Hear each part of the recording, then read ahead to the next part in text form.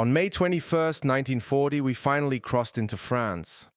So far, things had been very much like maneuvers for us, except that we were following in the wake of real battles, covering the same ground where the battles had occurred a few days earlier, and seeing the residue of real war.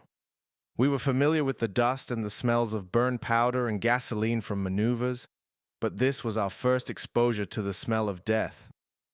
Dead cattle and other livestock were everywhere, the victims of bullets, mortars, artillery shells, and bombs. Their bloating carcasses lay in the fields with their legs sticking up. I learned that the smell of rotting flesh, dust, burned powder, smoke, and gasoline was the smell of combat. This was my first exposure to it, but it was an odor that was to become all too familiar to me during the next 5 years. My first sight of a dead soldier was an unexpected shock. We had been trained to deliver death quickly and efficiently, and we knew that in war people get killed. But knowing it intellectually was entirely different from seeing and experiencing it. We had known officers from our own regiment who had been killed in Poland, and we felt a sense of loss. But the word killed still had a clinical connotation about it compared to its meaning when you saw lying on the ground before you a bloodied, mutilated, foul-smelling corpse that had previously been a vital, living human being. Now the former human being was just a gruesome, lifeless thing on the ground. The first dead soldiers I saw were French Moroccans. They had been killed in a cemetery, and they lay where they had fallen, their limbs in grotesque positions, their eyes and mouths open. The experience was impossible to forget. This is what we were doing to people, and what they were doing to us. It was devastating to realize that this war, what we had to look forward to every day, day after day, until the war was over. From that moment on, death hovered near us wherever we went. We had been trained for combat, however, and we had to learn to accept the ever-present nearness of death. Maneuvers had not prepared us for the refugees and the empty houses. We did not go through big cities with our horses and cannons, but stayed to the countryside.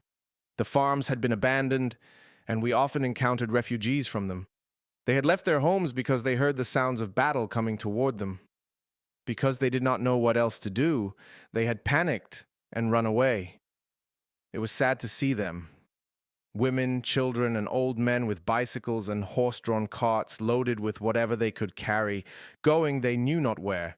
People jammed the roads with their carts and wagons loaded with whatever personal belongings they had hurriedly thrown together. Actually, a blitzkrieg attack was like a tornado that would pass quickly, and the best thing they could have done was to go into their cellars and wait for the battle to pass them by.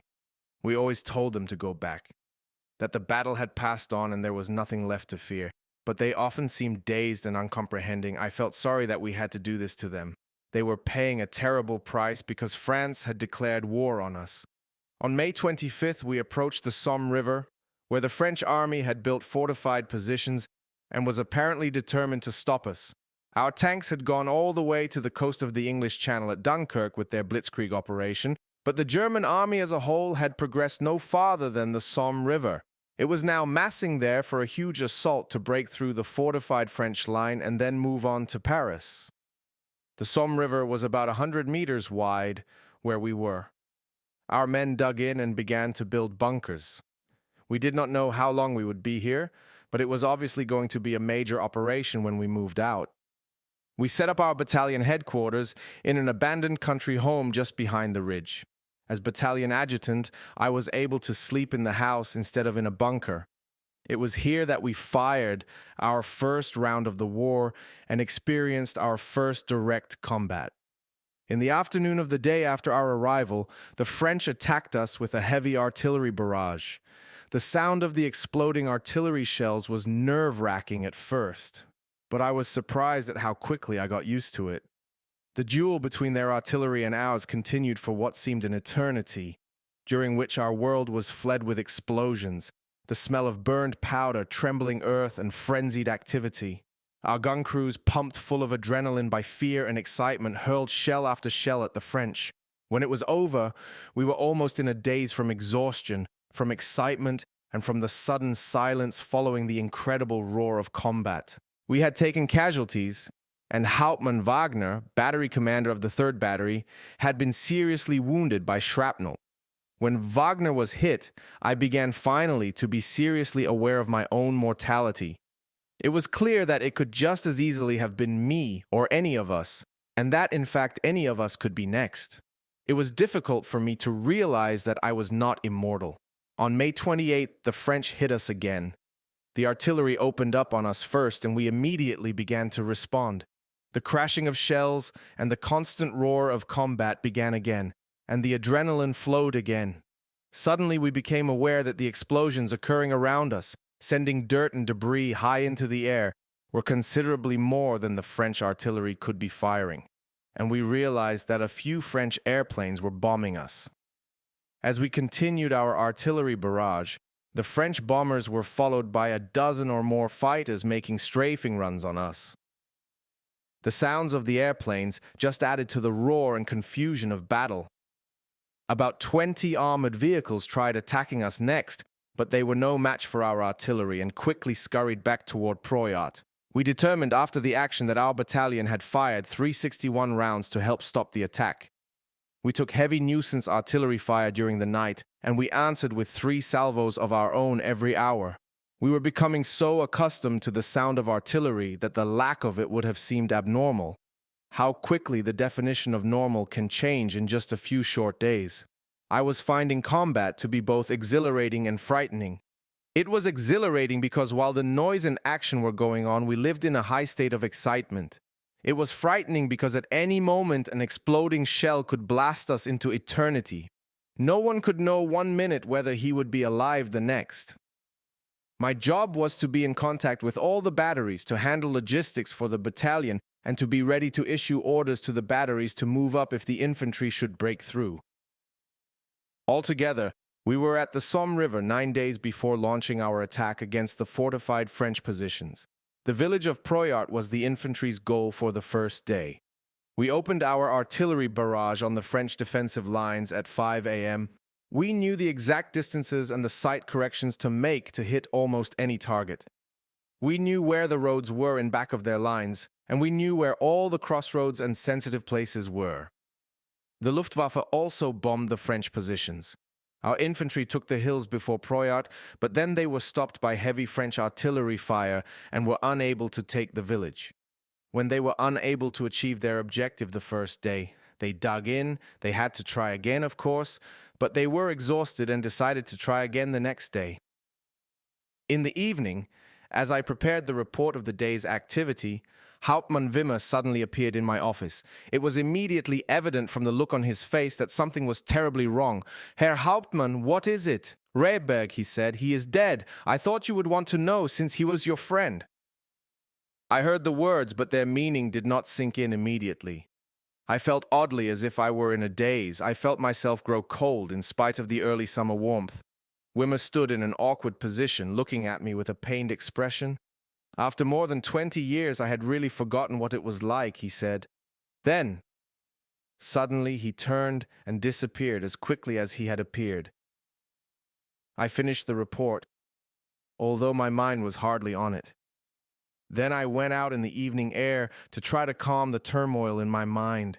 The flashes of the artillery and the crashes that followed a split second later as our batteries continued firing during the night seemed to punctuate Rehberg's death. People get killed in war, I told myself. It had to happen sometime that I would lose a close friend in combat. I shed tears for a friend in the still darkness of that night. Death had hovered nearby for some time, but this was the first time it had touched me so closely. Rehberg would not go home, ever. He had vanished from the face of the earth. His death brought the utter destructiveness of war home to me as nothing else could have. This was not a game, as maneuvers had always been. Combat meant having the lives of those you cared for snuffed out in an instant. My own mortality became a part of my mindset from that moment on. Army life could never again be the carefree existence it had been during my garrison duty. One thing that made it just a little easier was that we buried Rehberg and several infantrymen who had been killed at the same time in a cemetery from the last war. And the relative numbers of graves demonstrated that the World War had been much worse. We could see that hundreds of World War dead had been buried in the cemetery. and we were burying just a few. Our method of warfare obviously caused fewer casualties. At 5:30 the next morning, we opened up with 15 minutes of concentrated annihilation fire on Proyart. Then we lifted our fire and the infantry attacked again. We also continued our nuisance rounds on the enemy's rear echelon, on bridges, on crossroads, and on anything of strategic value to the enemy. But our priority was always to support the infantry. We discovered while investigating potential gun positions that the French had mined the roads, so we stayed off them. Before we could set up all of our guns on the other side of the river, we learned from our forward observers that Proyart had fallen to us, so we just kept going. We turned south toward Paris and resumed our marching formation. During the 9 days we had spent at the Somme River, the French had prepared bridges to be blown up on all the roads to Paris, and now they blew them up as they retreated. On June 8th, at the Avre River, the enemy took advantage of the natural defensive position on the far side of the river to turn and make another stand.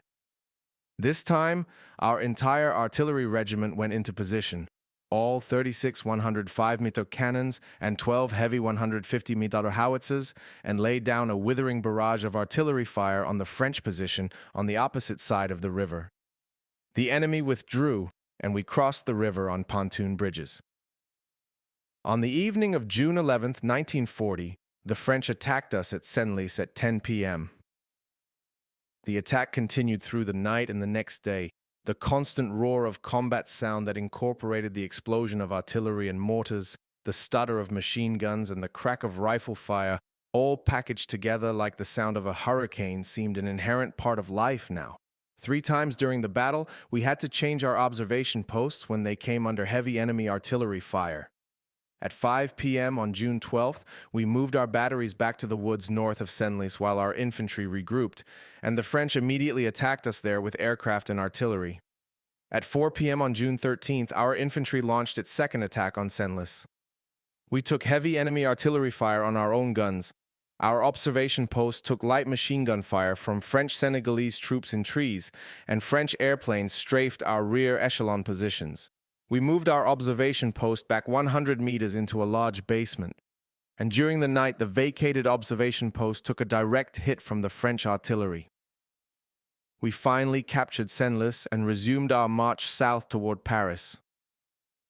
It had been a fierce and bloody battle, with heavy losses on both sides, but it was our last big battle on the road to Paris.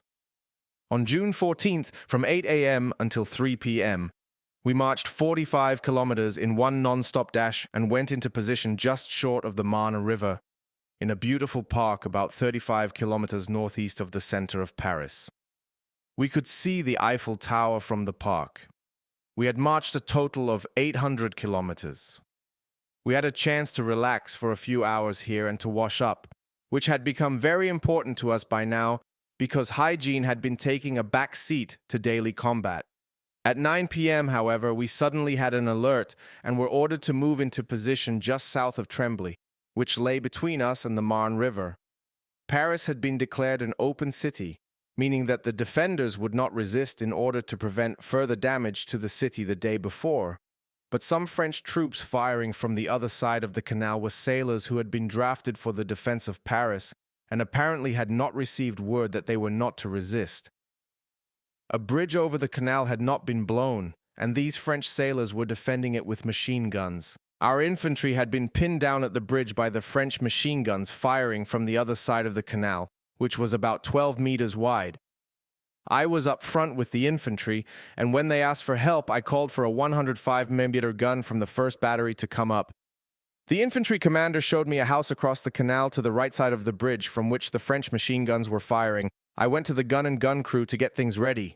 We had to have the gun ready to fire, push it around the bend, aim, and fire at the machine guns about 25 meters away before they could get us with their fire. It was not my job to do this, but I wanted to do it to make sure it was effective. 7 of us manned the gun. The crew loaded the gun, and I checked to make certain nothing had been overlooked and everything was ready. At my command, we will push the gun around the corner, and I will aim the gun and give the order to fire. Everyone understand? I looked around, and all the 6 men nodded. "Let's go," I ordered. We pushed the gun around the corner of the building at the bend. Pinpoints of light flashed from the machine guns in the basement across the canal as we aimed the gun and jerked the cord. The French had got their rounds off first, and by the time our gun fired, all 7 of us were sprawled on the ground. I knew I had been hit in the left wrist, but I peered across the canal to see if we had knocked out the enemy machine guns. Only smoke now came from the basement where the machine guns had been located, and our infantry was already dashing across the bridge. I ducked back to safety around the corner of the building to examine my wrist. A bullet had entered through the back of my hand and exited through my wrist. Blood was oozing out of the wound. It felt numb now. The pain would come later. I quickly inspected the rest of my body.